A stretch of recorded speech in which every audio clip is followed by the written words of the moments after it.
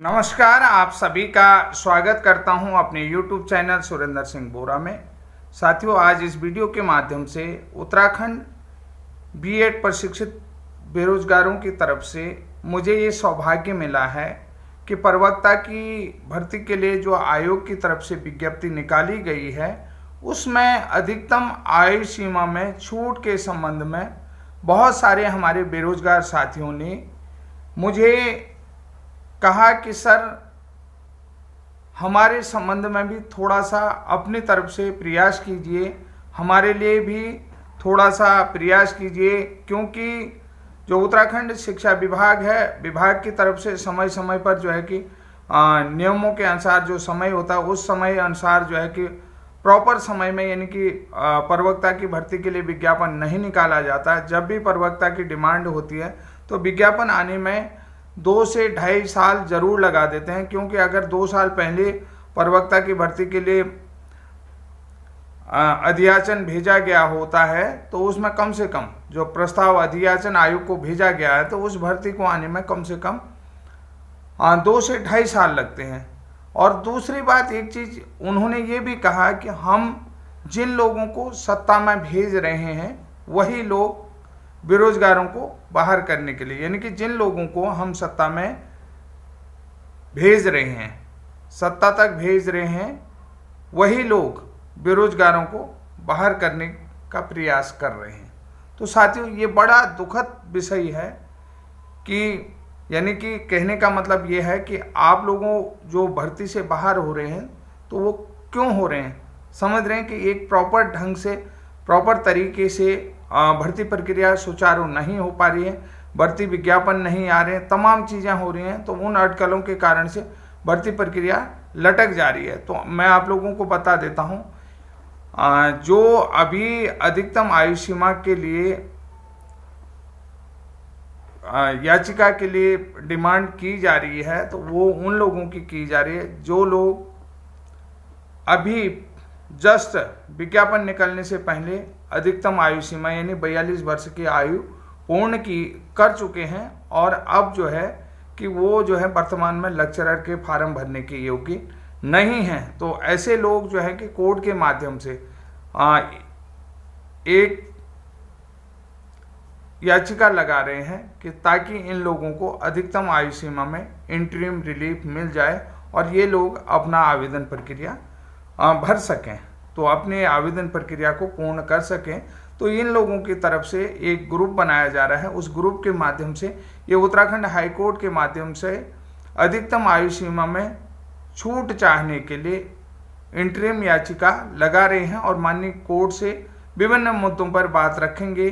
पहली बात, सबसे बड़ी चीज़ है कि यहाँ पर आप लोगों ने देखा है कि किसी भी भर्ती के लिए अनियमितता बराबर होती है और उस अनियमितता के कारण से बहुत सारे अधिकतर लोग जो हैं कि अधिकतम आयु सीमा को पूरा कर जाते हैं। जैसे आप पिछले में आप सीधा सा उदाहरण दूं कि 2020-21 की प्राथमिक शिक्षक भर्ती को देखें, अभी तक 2020-21 की प्राथमिक शिक्षक भर्ती पूरी नहीं हो पाई है।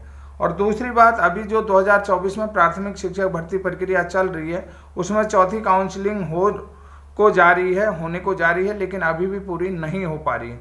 तो यहाँ पर सबसे बड़ी बात है कि बहुत प्रवक्ताओं में भी आयोग की तरफ से बहुत सारे विषयों में किसी साल जो है कि विज्ञप्ति नहीं निकाली जाती। जैसे आप लोगों को बता देता हूँ, उत्तराखंड का सब विश्व प्रसिद्ध यूनिवर्सिटी है पंतनगर एग्रीकल्चर यूनिवर्सिटी।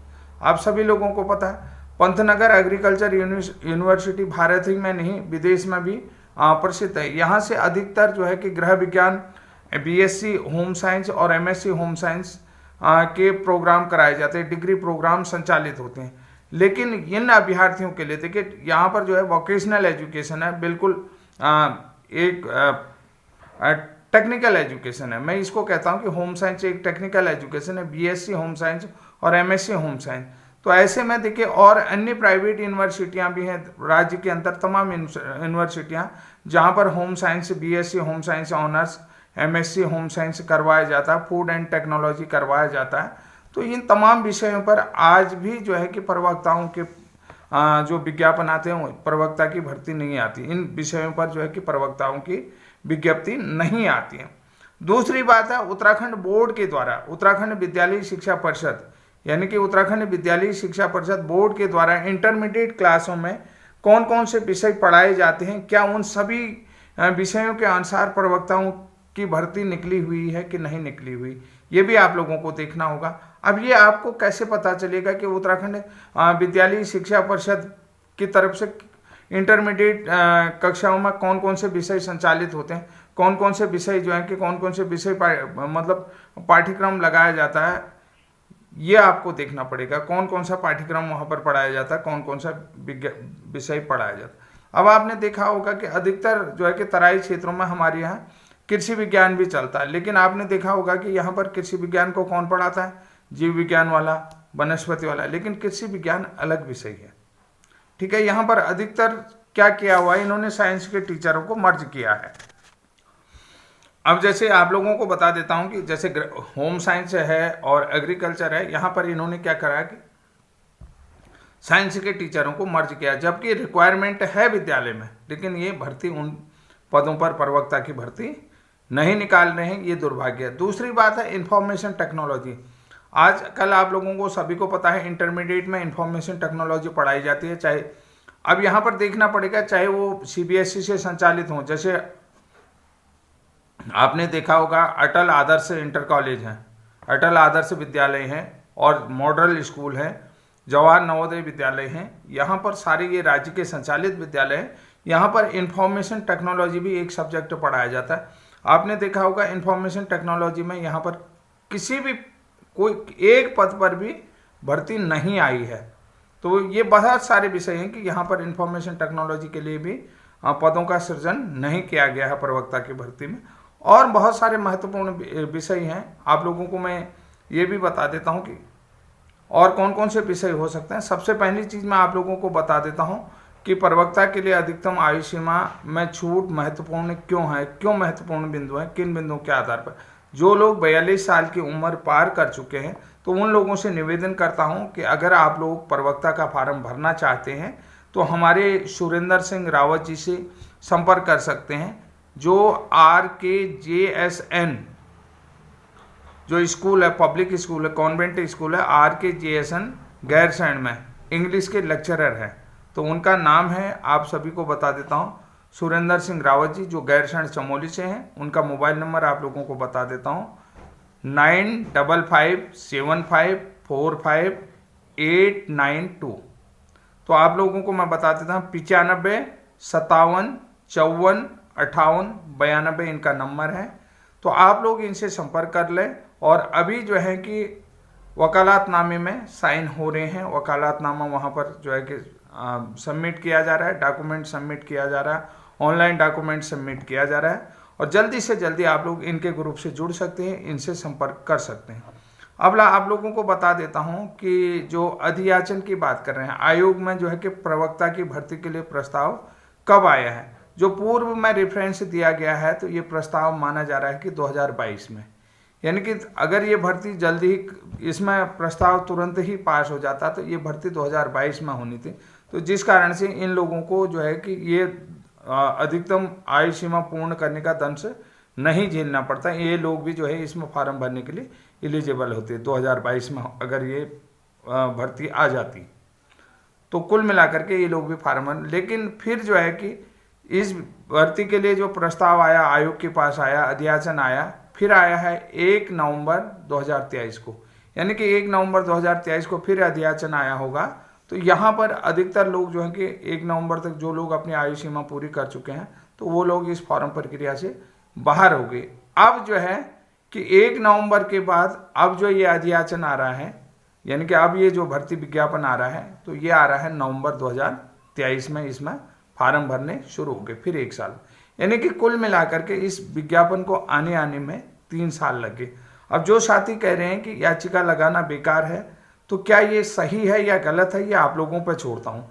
आप लोगों को समझना होगा कि इसमें याचिका लगाना उन अभ्यर्थियों के लिए जो अधिकतम आयु सीमा पूरी करें कि उनके फेवर में होना चाहिए कि या नहीं होना चाहिए, ये आप लोगों को है। मेरा आज आप लोगों को सिर्फ इसकी समराइज करना है, आप लोगों तक शेयर करना है। बाकी आप लोग डिसाइड करें कि आप क्या करना चाहते हैं, कि इन लोगों के हक में बात जानी चाहिए कि नहीं जानी चाहिए, क्योंकि ये भर्ती जो होती है कि 2022 में ही संपन्न हो जानी, लेकिन इस भर्ती को आने में कितना लग गया कि नवंबर 2024। ये तो यहाँ पर 2022 की भर्ती तो कहीं न कहीं डिले हो रहा है कि नहीं हो रहा है। तो इन लोगों को भी भर्ती प्रक्रिया में मौका मिलना चाहिए कि नहीं मिलना चाहिए। तो साथियों ठीक है, ये तो रही मुद्दे की बात। दूसरी बात है कि फार्म भरने में अब जो है कि विज्ञापन को प्रकाशित होने में या विज्ञप्ति आने में देरी क्यों होती है। सबसे पहली बात है कि उत्तराखंड माध्यमिक शिक्षा चयन बोर्ड का न होना, ये भी एक कारण है कि जो समय पर भर्ती प्रक्रिया पूरी नहीं की जाती।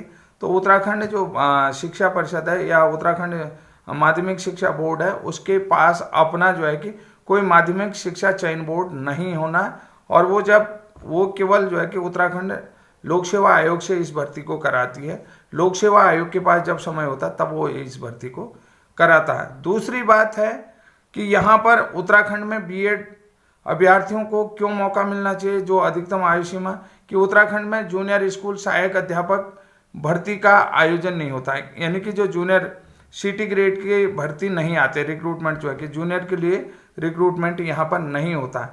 केवल जूनियर स्कूल में जो भी राजकीय उच्चतर हाई स्कूल है, जो समझ रहे हैं, उच्चतर हाई स्कूल है, उच्चतर माध्यमिक विद्यालय, राजकीय उच्चतर माध्यमिक विद्यालय हैं, वहाँ पर शिक्षकों की नियुक्ति प्राथमिक से प्रमोशन के आधार पर होती है। प्राथमिक से उन शिक्षकों को प्रमोशन किया जाता है तो उच्च प्राथमिक में चले जाते हैं। यहाँ पर उच्च प्राथमिक में शिक्षकों की भर्ती न होना भी एक बड़ा कारण है इस कारण से। तीसरी बात है, उत्तराखंड में जो शिक्षक भर्ती की जिम्मेदारी है वो यूके ट्रिपल एसएससी के पास है, यानी कि ये जिम्मेदारी उसके पास है, तो अपना कोई भी चयन बोर्ड नहीं है।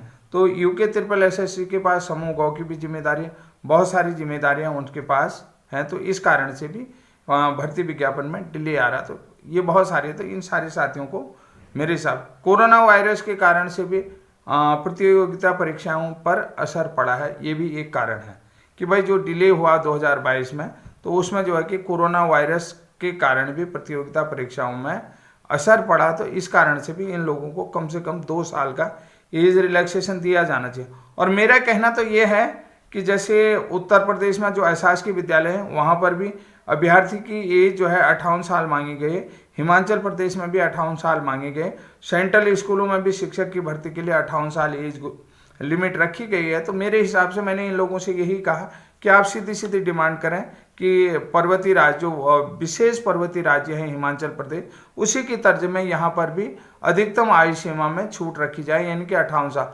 दूसरी बात है कि केंद्रीय विद्यालय में शिक्षक भर्ती प्रक्रिया के लिए जो अधिकतम आयु सीमा है, उसी अधिकतम आयु सीमा के अनुसार 58 साल कम से कम यहाँ पर करा जाए, 58 साल के व्यक्ति तक को भर्ती होने का मौका दिया जाए। इसका एक कारण ये भी है क्योंकि अब जो है बीएड प्राथमिक से बाहर हो चुका है। जो पूर्व में प्राथमिक शिक्षक की भर्ती हुई तो उसमें बीएड को वर्षवार प्रायोरिटी दी गई, जिस कारण से जो है कि लोगों की उम्र भी जाती रही, उनको जो है ज़्यादा भर्तियों का मौका नहीं मिला है। सबसे बड़ी चीज़ ये भी आपको बताता हूँ, वर्षवार भर्ती यानी सीनियरिटी वाइज जो नियुक्ति प्रक्रिया थी, सीनियरिटी वाइज भर्ती प्रक्रिया में बीएड को लेना, ये भी जो है कि एक कारण रहा है कि इनको अधिकतम आयु सीमा में छूट दिया जाना चाहिए।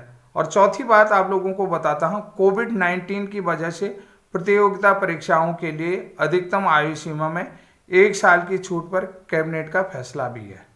1 साल की अधिकतम आयु पर कैबिनेट का फैसला है, वो भी ये प्रस्ताव रखा जाना चाहिए। तो साथियों, आप लोगों से मैं पुनः निवेदन करता हूँ कि जितने भी साथी जो पोस्ट ग्रेजुएट हैं और वर्तमान में जो प्रवक्ता की भर्ती आई उसमें आवेदन करना चाहते हैं, लेकिन किसी कारण से किसी के 2 महीने पहले आयु सीमा पूरी हो गई, किसी के 1 साल पहले आयु सीमा पूरी हो गई, उन सभी साथियों से मैं ये कहना चाहता हूँ कि अगर आप अधिकतम आयु सीमा पर प्रवक्ता के पद हेतु अधिकतम आयु सीमा पर छूट चाहते हैं तो माननीय उत्तराखंड उच्च न्यायालय में याचिका के लिए संपर्क करें। किससे? सुरेंद्र रावत जी से, जो RKJSN पब्लिक स्कूल में इंग्लिश के लेक्चरर हैं। उनका नंबर मैंने आप लोगों को शेयर कर दिया है, 95 57 54 58 92। तो साथियों, आज के लिए इतना ही और तब तक के लिए धन्यवाद। जय हिंद, जय उत्तराखंड।